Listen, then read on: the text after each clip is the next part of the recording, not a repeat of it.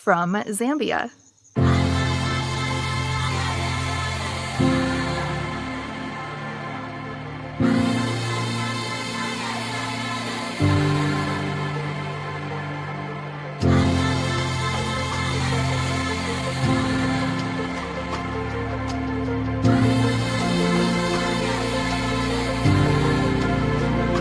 It's my first time in Zambia, and I've heard wonderful things about this country. Zambia is located in southern Central Africa, and it gets its name from the Zambezi River, what I have a view of right now. The Zambezi is the fourth longest river in Africa, and it creates the border between Zambia and Zimbabwe. So over there on the other side is actually Zimbabwe. I'm currently in Livingston, and I'm staying in this amazing open-air chalet perched on the cliff overlooking the Batoka Gorge. It's called Taita Falcon Lodge, and this is one of the most incredible views I've ever had anywhere I've stayed. This trip to Africa has been such a hit for great views from lodges. I just finished a week and a half in Botswana. If you haven't seen that video yet, I will have it linked in the description. And I had some pretty awesome views there as well. I can look over the Zambezi from the shower, the bathtub, and I'm just downriver from one of the landmarks of the entire African continent, Victoria Falls, which is what I'm here to see. Victoria Falls is one of the largest waterfalls in the world, stretching over a mile across the border of Zambia and Zimbabwe. I visited the Zambia side for sunrise, but because the Zimbabwe portion is much larger, I decided to walk across the border. This is my first time crossing an international border on foot. You do still need your passport to do this. And if you're planning a trip, water levels are at their highest from February to May,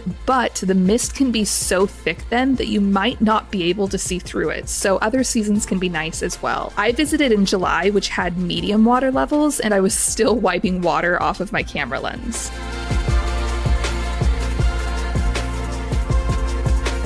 I've arrived at South Longwa National Park here in Zambia for the safari portion of my time here, and from what I've heard, it sounds like Zambia is still a lesser-known gem when it comes to safari, especially the potential to see leopards. South Longwa National Park is nicknamed the Valley of the Leopard because it has one of the highest densities of leopards in the world, which is what you're going to want if you set off to find one, because leopards can be very shy, and they like to rest in trees where they're well camouflaged. They're also solitary, so unlike lion prides that are easier to spot as a group, leopards are usually alone. That being said, my guide was absolutely incredible and was able to track down a leopard on every single drive we went on, and I have to say, cats will be cats. You can see this beautiful leopard relaxing in a tree, but then if you look closer, you'll see he's snoozing on a snack, because of course the secret ingredient to a meal is to nap on it first, which is also something my cat at home would do. It's the most cat-like behavior.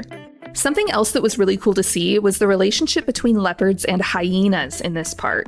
Hyenas here survive mostly from scavenging off of leopards, and more than once when we found a leopard in a tree, there were hyenas hanging around at the bottom, knowing that as the leopard ate its way through its meal, scraps would fall.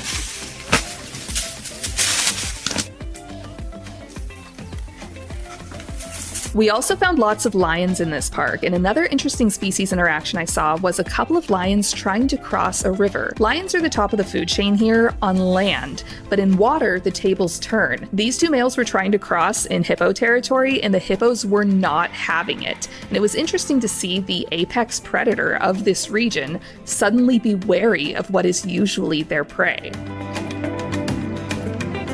Tonight, I'm doing something so cool. I've seen photos of this type of experience online for years, and I've always wanted to do it. The rooms at this lodge are luxury tented suites, and they're so beautiful. It's basically like a nice hotel room, but the walls are canvas. But one of the tents has a special addition next to it, which is the Sleep Out Starbed experience. So tonight, in addition to my regular tent, I have this starbed platform with this giant bed where I get to sleep under the open night sky. And there are animals everywhere around this platform. Just now, as I was walking up, in one of these bushes just right here, there were 2 lions sleeping. So it's definitely immersive, and it's a new moon, so the stars will be really bright and the Milky Way will be out.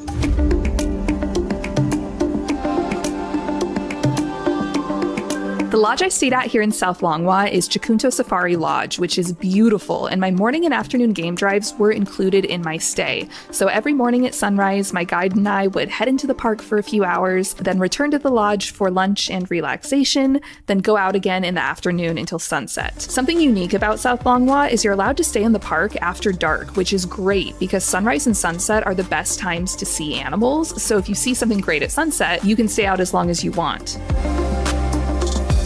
We really saw a lot in this park. Tons of elephants. I love when they wade into the water to drink because when they come out, they all look like they're wearing boots. We even spotted a couple elephants fighting, which was a first for me.